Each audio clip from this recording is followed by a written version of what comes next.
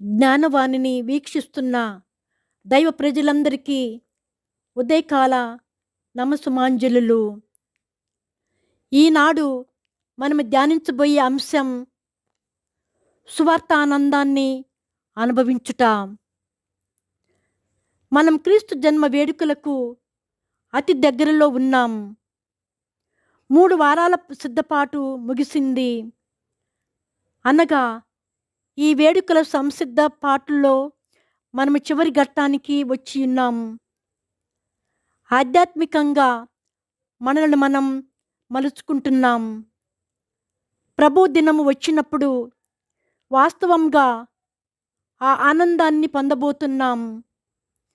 అందుకే తల్లి శ్రీసభ ఈ వారాన్ని ఆనందవారంగా పిలుస్తుంది.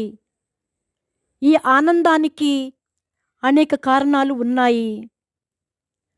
గతంలో దేవుడు చేసిన మహత్తర కార్యములను మదిలో హృదిలో తలంచుకొని వాటి ద్వారా పొందిన రక్షణ ఆనందాన్ని నెమరవేసుకొని ఆనందించడం. ఆగమన కాలం ద్వారా దేవుడు మనకు అనుగ్రహించు మరో కృపా సంవత్సరానికి ద్వారం లాంటిది. అది మనలను దేవుని ప్రేమలో తరించేలా నడిపిస్తుంది. ఆ ప్రేమ మనకు ఎల్లవేళలా అందుబాటులో ఉంచబడింది.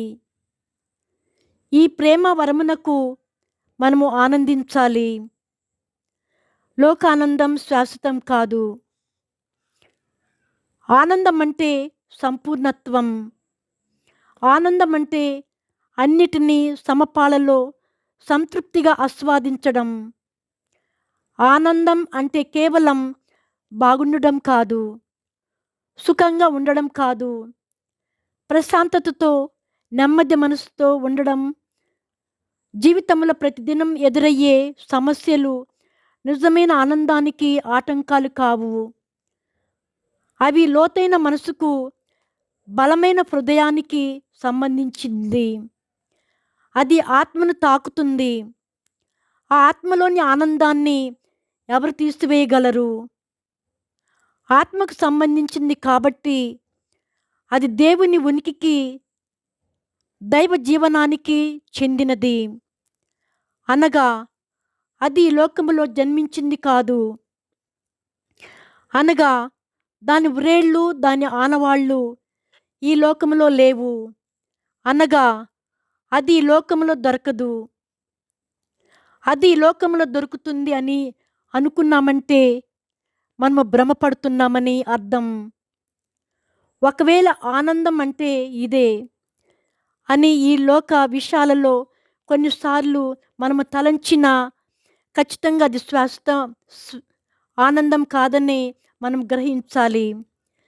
ఎందుకంటే ఈ లోకము ద్వారా పొందే ఆనందం ఈ లోకంలోనే ఉండిపోతుంది, ఈ లోకంలోనే అంతరించిపోతుంది.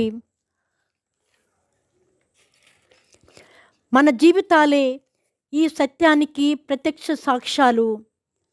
ఇప్పుడు ఉన్న ఈ భౌతిక ఇహలోక ఆనందం మరో నిమిషంలో ఖచ్చితంగా ఉంటుందని చెప్పగలమా? చెప్పలేము. అంటే అది చివరి వరకు నిలిచే ఆనందం కాదు అని తెలుస్తుంది. మరి ఎలా? ఏమి చేయాలి? ఆనందాన్ని ఎక్కడ వెతకాలో అక్కడే వెతకాలి. అంటే అది ఎక్కడ దొరుకుతుందో బాగా తెలిసి ఉండాలి. అది దేవునిలో మాత్రమే దొరుకుతుంది. ఆత్మానందం శాశ్వతం. సృష్టి మొత్తం అనగా మానవుడు, ప్రకృతి దేవుని నుండి ఉద్భవించినవే. దేవుడే ఆనందం.